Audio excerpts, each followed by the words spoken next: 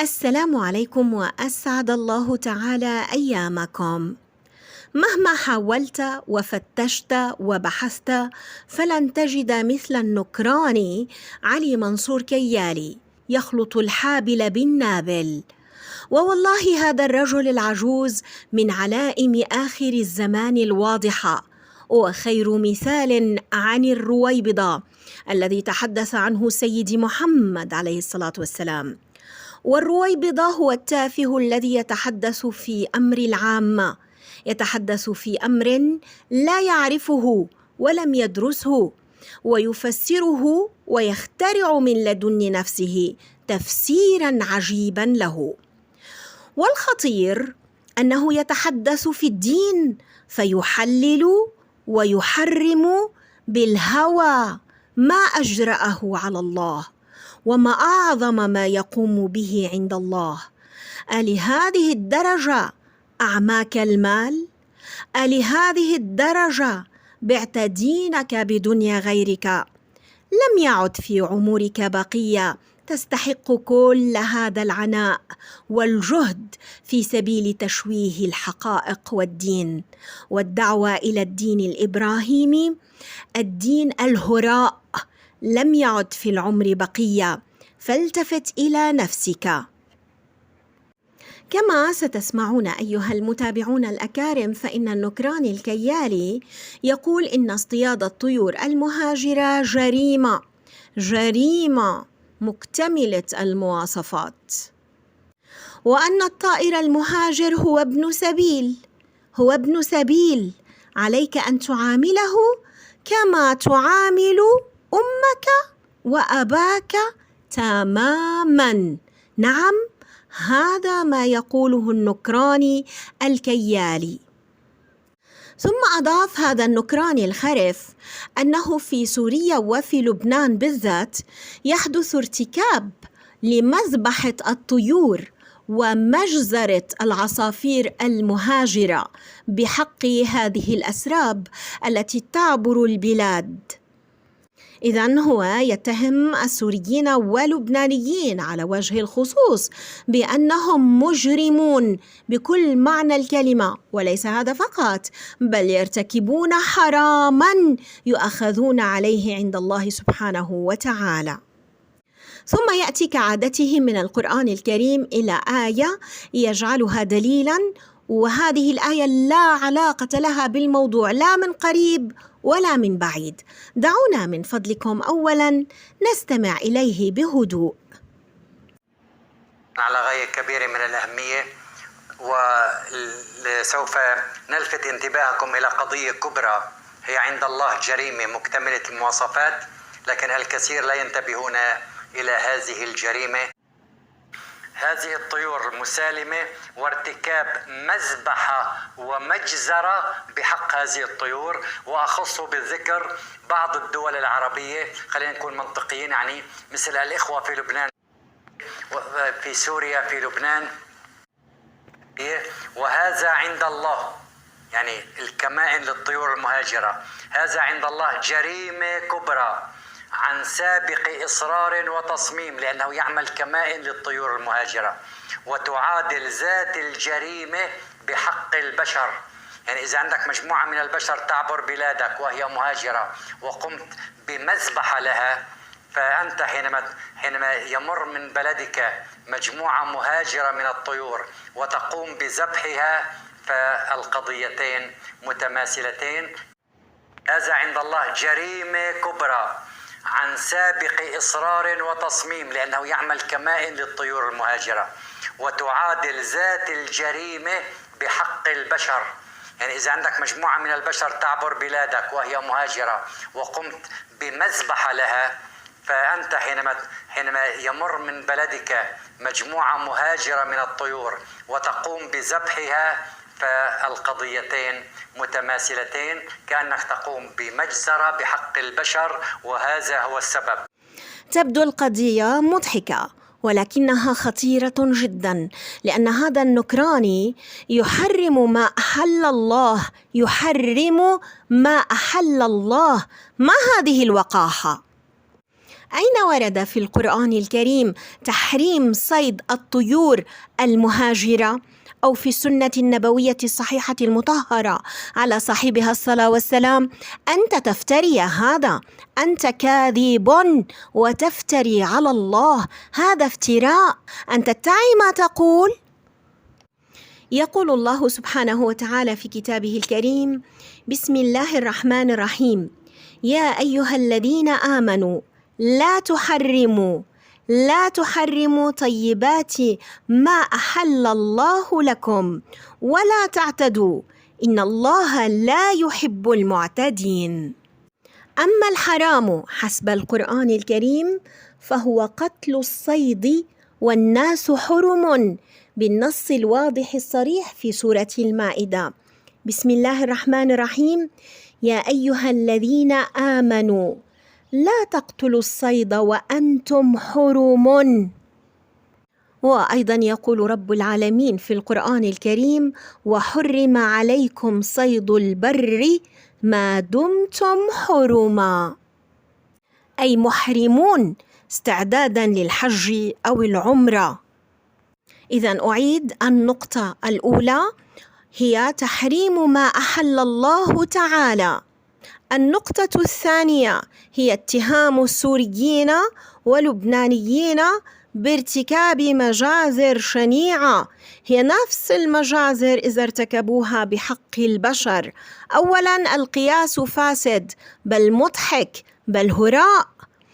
ثانياً عليك أن تعتذر للسوريين وللبنانيين لأنك اتهمتهم هذه التهمة الشنيعة الفظيعة، اتهمتهم بالإجرام جهارا نهارا، لأنهم يأكلون مما أحل الله ويصطادون من أسراب الطيور المهاجرة. النقطة الثالثة دليلك المضحك في التحريم من كتاب رب العالمين: عليك من الله ما تستحق. دليلك كما زعمت من سورة الأنعام. ما هو دليله؟ تعالوا لنستمع. قال تعالى بسورة الأنعام الآية 38، انتبهوا لها جيدا: وما من دابة في الأرض ولا طائر يطير بجناحيه إلا أمم أمثالكم. فهذه الطيور التي تمر هي أمم أمثالنا، ففي حال الكمائن لها وارتكاب مجزرة بحقها كأننا نرتكب مجزرة بأمم بشرية. أرأيتم إلى الآية الكريمة التي استشهد بها هذا العلام العبقري؟ بسم الله الرحمن الرحيم: وما من دابة في الأرض ولا طائر يطير بجناحيه إلا أمم أمثالكم ما فرطنا في الكتاب من شيء ثم إلى ربهم يحشرون. صدق الله العظيم. ما من دابة، هناك استغراق، يعني كل المخلوقات التي تدب على الأرض أو تطير في السماء، يعني كلياتهم. معناتها الدجاجة كمان تشملها هذه الآية، إذن ما لازم ناكلها. إذن حسب فهمك السقيم وتفكيرك الهزيل وهذا المنطق الأخرق، الدجاجة أيضا لازم ما ناكلها، والبقرة وهي أمم أمثالك كمان لازم ما ناكلها. طيب ما هو تفسير هذه الآية يا عبقري الزمان؟ وأحسن من تأول هذه الآية هو سفيان بن عيينة رحمه الله تعالى، واستنبط منها حكمة رائعة، وذلك أن الكلام إذا لم يكن حكمه مطاوعا لظاهره وجب المصير إلى باطنه. وقد أخبر الله تعالى عن وجود المماثلة بين الإنسان وبين كل دابة وطائر، وذلك ممتنع من جهة الخلقة والصورة، وممتنع أيضا من جهة المنطق والمعرفة. إذن وجب أن يكون منصرفا إلى المماثلة في الطباع والأخلاق. ثم علق ابن القيم في كتابه شفاء العليل بقوله: والله سبحانه وتعالى قد جعل بعض الدواب كسوبا محتالا، وبعضها متوكلا، وبعض الحشرات يدخر لنفسه، وبعضها يتكل على الثقة، وبعضها لا يأكل إلا طيبا، وبعضها لا يأكل إلا خبيثا، وبعضها لا يؤذي، وبعضها مفطور على الأذى، وبعضها حقود لا ينسى الإساءة، وبعضها ينسى الإساءة ولا يغضب. إذن الطير والدواب مثل بني البشر، من حيث أن الله تعالى يرزقهم ويحييهم ويميتهم، ومن حيث الطباع والسلوك والأخلاق. إذن أمثالنا من هذا المنطلق، وليس من أنه أنت اصطدت الطير كأنك قتلت بني آدم. في فرق كتير كبير يا بني آدم بين الإنسان وبين الحيوان، فرق مثل الفرق بين الأرض والسماء. الروح التي نفخت في الإنسان فضلته على كل المخلوقات، وأعطته معرفة بشرية وحكمة بها يستخلف. الحيوان معتر، مفطور، والروح التي نفخت في الحيوان لا تماثل الروح التي نفخت في الإنسان أبدا. الروح التي في الحيوان هي نامية حيوانية، ولا يقارن أبدا حيوان بإنسان، إلا إذا كنت تريد أن تقارن نفسك بالحيوان فهذا شأنك. إذن الآية أيها النكراني لا تطيعك لا من أولها ولا من وسطها ولا من آخرها. يقول ما من دابة، استغراق، يعني كل الدواب أمثالنا. شيء حلو والله، معناتها ما بياكل شيء بني آدم لأنه هي كلها أمثالنا. أليس لك منطق؟ ألا تفكر؟ أليس في جمجمتك دماغ؟ ثم تعالوا أيها المتابعون الأكارم لنضحك قليلا. هذه الطيور المهاجرة هي ابن سبيل حسب القرآن الكريم، هكذا فهم هذا العبقري النكراني. لماذا؟ لأنه سيستشهد بالقرآن الكريم على أن هذه الطيور هي ابن سبيل، لا يجوز أكلها. بحياتك شفت واحد عم يأكل ابن سبيل؟ لا حول ولا قوة إلا بالله. له عذاب أليم، هذا اختبار من الله. ركزوا معي رجاء على ابن السبيل. ابن السبيل هو إنسان عابر للبلد، هو الغريب الذي يعبر البلاد دون الإقامة فيها، سواء كان إنسانا أو طيرا، حسب ما ورد في سورة الأنعام الآية 38. وابن السبيل له حقوق رعاية واهتمام. يعني الطير الذي يمر في بلدك مهاجر يجب أن ترعاه مثلما أن ترعى أبويك. يعني الطير الذي يمر في بلدك مهاجر يجب أن ترعاه مثلما أن ترعى أبويك. بالذات في سورة النساء الآية 36: وبالوالدين إحسانا. ليس الوالدين فقط، نكمل الآية: وبالوالدين إحسانا. كلهم يقولون فقط وبالوالدين إحسانا. يا أخي أكمل الآية. والأهم وابن السبيل العابر إلى بلدك. فالطيور المهاجرة والأشخاص المهاجرين لهم عليك حقوق تعادل تماما حقوق إنه ابن السبيل هو الطير المهاجر، لذلك حرام تاكله لأنه ابن سبيل. طيب هيك القرآن قايل إنه هو له حقوق عليه تماما مثل أبي وأمي، نفس الشيء، لأنه هو ابن سبيل. يعني أسألكم بأي معتقد تعتقدونه؟ في عاقل بالدنيا بيقارن بني آدم بطير؟ في عاقل بالدنيا بيقارن أبوه وأمه بطير؟ ولم يقل أحد من علمائنا الأكارم الأكابر، علماء مو رويبضات، لم يقل واحد منهم بأن ابن السبيل يمكن أن يكون عصفور أو طير. مستحيل.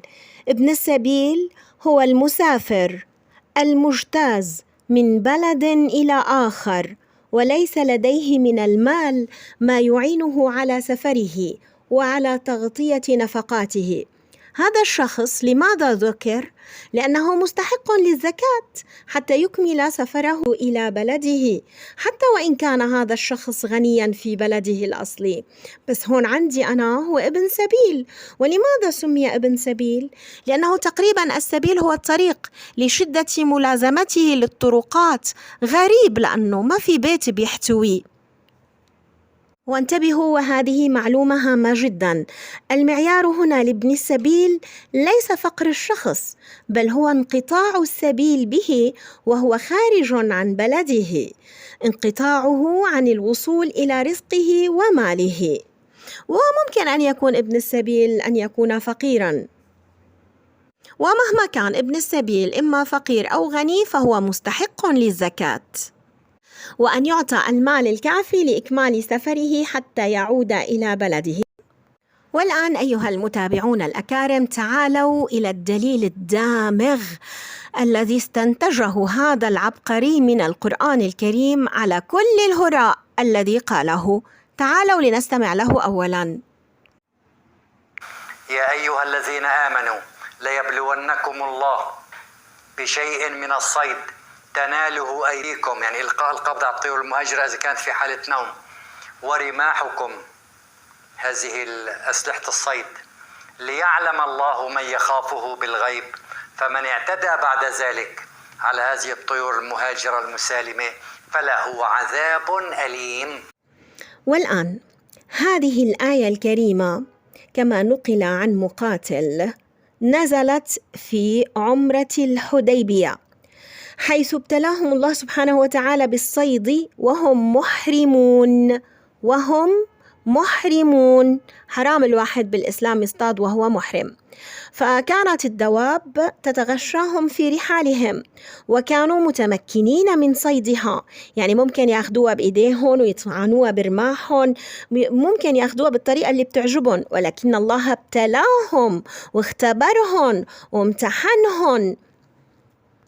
والمعنى يا أيها الذين آمنوا سيختبركم الله سبحانه وتعالى ويختبر إيمانكم بأن يرسل إليكم وأنتم محرمون شيئا من الصيد الذي تحبونه، بحيث يكون في متناول أيديكم ورماحكم بسهولة. وفي هذه اللحظة يبدو جيدا من يطيع الله سبحانه وتعالى ممن يعصيه. إذن الآية سبب نزول يا كيالي، حاجة ملينا منك، حاجة لإمتى بدك تفتري على رب العالمين وتضل المسلمين يا رجل؟ صار برقبتك كتير من الناس، لك كتير من الناس أنت عم تحلل ما حرم الله وتحرم ما حلل الله، أنت ترتكب شيئا شنيعا. وبالفعل نجح المسلمون في هذا الاختبار، بينما فشل اليهود فشلا ذريعا عندما اصطادوا في يوم السبت المنهي عن الصيد به. وهذه لقطة غاية في الإبداع في الفرق بين المسلمين واليهود فيما يتعلق بطاعة أمر الله سبحانه وتعالى في الأمور المادية المحسوسة.